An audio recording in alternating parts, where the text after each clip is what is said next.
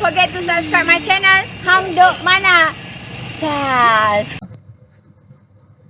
Assalamualaikum, selamat datang lagi ke channel Hang Duk Mana. Mari kita dengar respon Iswadi Murni tentang isu apa? Isteri Daim didakwa tidak isytihar 12 harta kepada SPRM. Saya baca detail sedikit tuan-tuan. Isteri Tun Daim, Tuan Puan Naimah, mengaku tidak bersalah di Mahkamah Reaksyen Hadis ini hari ini atas pertuduhan gagal mengisytiharkan 12 harta yang dikehendaki oleh Akta SPRM. Harta-harta itu melibatkan 2 buah syarikat Ilham Tower. Dan detailnya kita akan dengar daripada Iswadi Murni di akhir tak komen macam biasa. Hari ini, isteri Daim didakwa.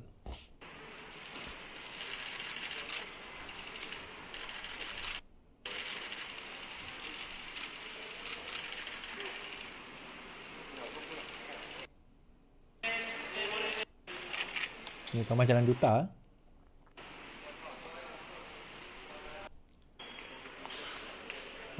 Mahkamah Jalan Duta, hari ini isteri Tun Daim didakwa.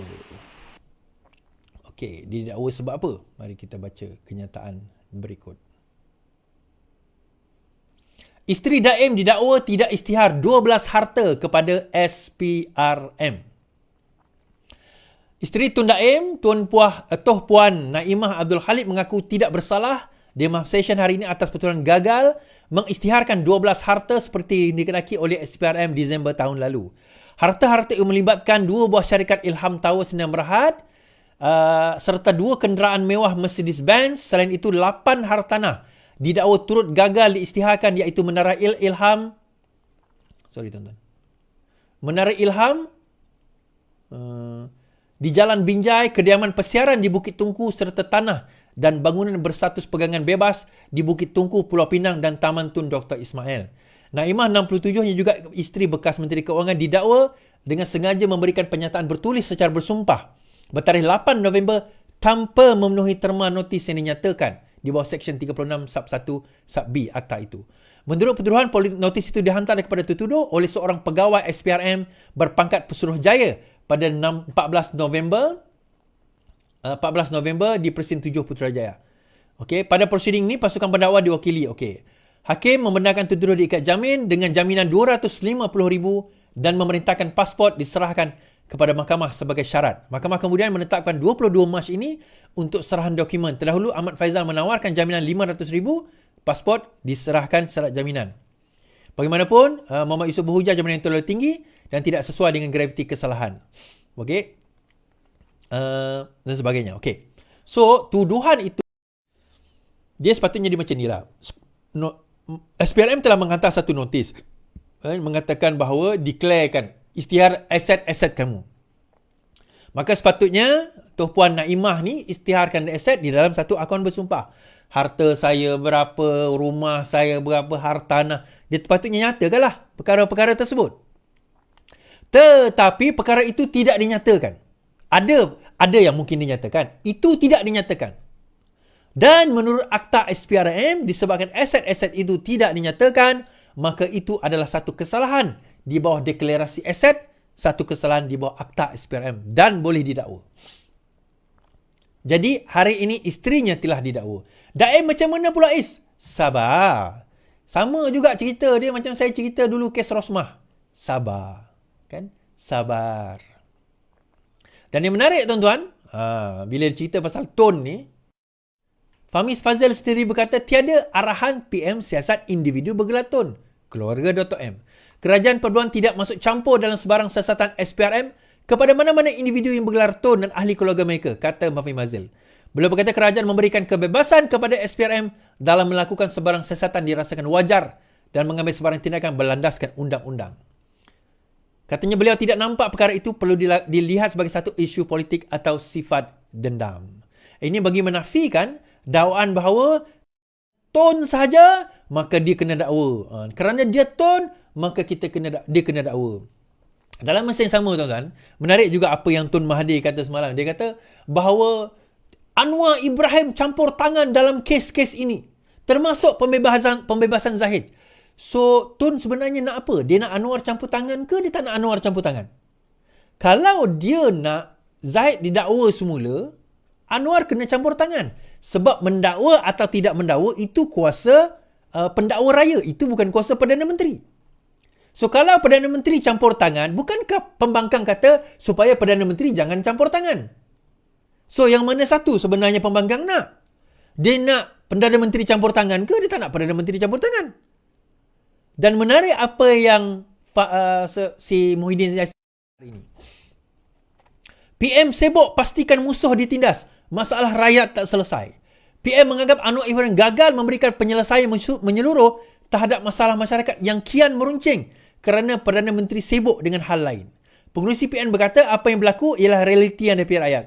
Setelah setahun kerajaan Madani merintah, dakwa peregas Perdana Menteri itu, kehidupan orang ramai makin sukar. Setakat ini saya tidak nampak Perdana Menteri mampu memberikan penyelesaian yang tuntas kepada permasalahan rakyat yang kian meruncing.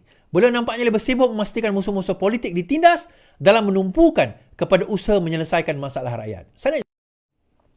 Yang pertama sekali, Perdana Menteri tidak kerja dengan SPRM dan juga tidak kerja di Balai Polis ataupun Bukit Aman. Jadi Perdana Menteri tidak perlu sibuk pun nak menangkap orang. Yang sibuk menangkap orang adalah pegawai SPRM, pegawai polis dan yang sewaktu dengannya. Mereka yang sibuk buat kerja. Perdana Menteri tak perlu sibuk dan tak sibuk pun. Sebab yang sibuk sekarang ni Azam Baki, Ketua Polis Negara, mereka yang duk sibuk. Perdana Menteri relax je. Okey, itu yang pertama. So, bila dia kata sibuk nak menangkap itu dan ini, bukan dia yang sibuk. Dah polis punya kerja memang menangkap kalau ada bukti dan mendakwa kalau ada bukti. Sebagaimana pendakwaan terus dilakukan terhadap Muhyiddin Yassin. Tuan-tuan kan ingat yang bebas hari itu sebab defek dalam pertuduhan kes melibatkan orang kata apa, rasuah, salah laku rasuah. Tetapi penggubalan wang haram pada Muhyiddin Yassin masih berlaku. Okey, defect pada itu. Itu boleh di-amend, boleh di-rectify, tak ada isu, itu mudah je, cerita mudah. Benda tu boleh dilakukan. Saya tak faham kenapa Peguam Negara tak rectify lagi dengan actually that one is very easy untuk kita nak buat. Untuk Peguam Negara nak buat. Yang kedua, bila dia kata semakin meruncing, sekali lagi saya tanya, compare dengan mana? Compare pada zaman PN memerintah. Tuan-tuan kata, ada yang kata pada saya, dia kata, at least pada zaman PN memerintah, dia bagi 10,000. Saya nak tanya, sekarang ni 10,000 tu masih ada tak? 20,000 tu masih ada yang duit KWSP tuan-tuan keluarkan itu masih ada ke tidak? Oh ada, saya simpan. Sebilangan kecil lah saya boleh kata. Majoriti kita dah tak ada dah duit tu. Dan bukan yang menariknya, yang duit-duit yang dikeluarkan itu bukan duit kerajaan. Itu duit kamu sendiri. Ujungnya bila kita nak keluarkan WSP umur 55 nanti, duit itu dah dikeluarkan. Tinggal banyak mana lagi duit. Tak payah komplain. Dia suka Muhyiddin Yassin dulu, dia bagi macam-macam. Yelah, dia bagi macam-macam. Pada masa itu negara pun dia tutup. Kita dah bising. Kita dah sekat. Bukan kita sekat. Kita dah komen gila-gila punya pada kerajaan. Kerajaan gagal. Bayangkan pada masa PKP, saya buat apa? Saya buat live setiap malam, tuan-tuan. Malam ni berapa? 12-13 ribu menonton kita malam ini.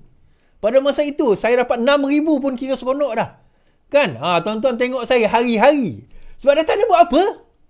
Saya kata, meruncing compare kepada apa? Dan yang menyebabkan meruncing itu kamulah. Hutang 1.5 trilion. Kita kata, hutang yang kamu tinggalkan terlalu banyak. Tak boleh selesaikan masalah harga-harga barang pada waktu itu. Malah terpaksa pula nak buat apa? Jihad ekonomi.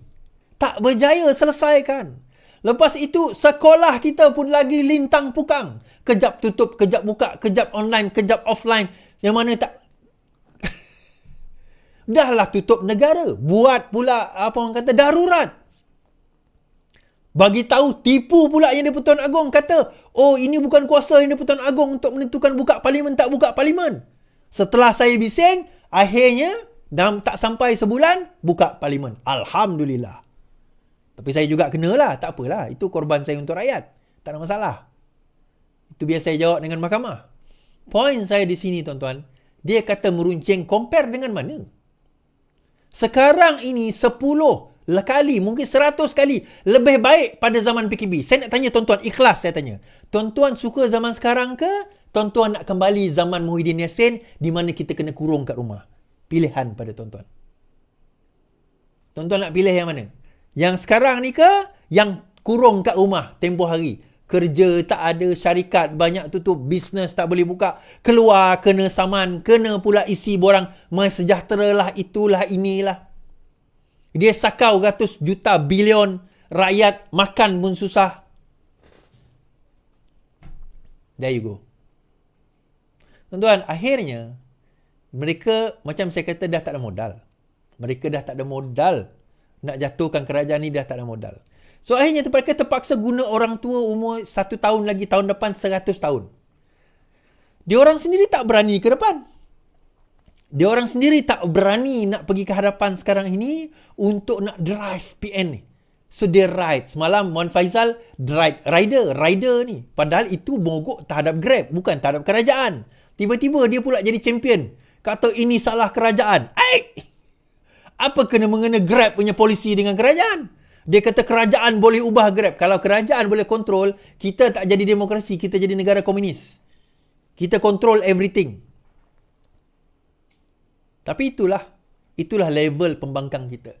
Hashtag Pasik, tuan-tuan. Boleh tak kita tulis hashtag Pasik? Saya silakan tuan-tuan buat hashtag Pasik malam ini. Boleh tak? Boleh tak tuan-tuan? Hashtag Pasik, Pasik, Pasik. Inikah dia saya tunjukkan tadi yang kata membela rakyat, membela negara, Mahathir. Rupanya orang PAS sendiri yang kena tahan ISA teruk, tuan-tuan. Ni kita tak ceritalah PKR. Dan geng-geng inilah dahulu yang merosakkan negara kita. Hashtag Pasik. InsyaAllah kita pertahankan kerajaan ini, kita pertahankan reformasi ini. Cabaran itu memang hebat. Of course, bila kita buat kerja yang betul, perasuah-perasuah akan nak cuba jatuhkan kita.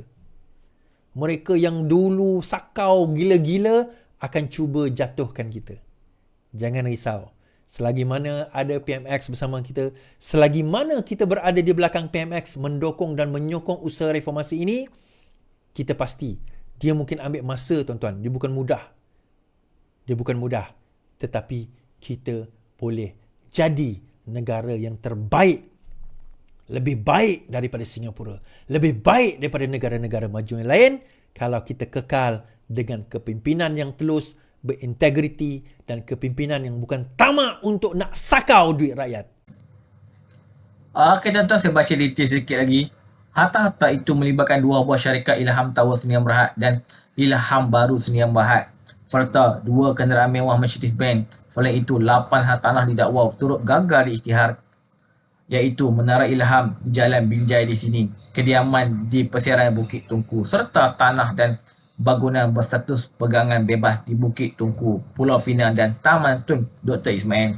Naimah 67 yang juga isteri bekas Menteri Kewangan didakwa dengan sengaja memberikan pernyataan berselisih secara bersumpah bertarikh 8 November 2023 tanpa mematuhi tema notis yang dinyatakan di bawah Seksyen 3(1)B Akta itu. Kita tunggulah apa selanjutnya lepas ini. Sama-sama lihatlah drama ni. Kita mari terus menyokong kerja Perdana PMX Noor Ibrahim. Assalamualaikum.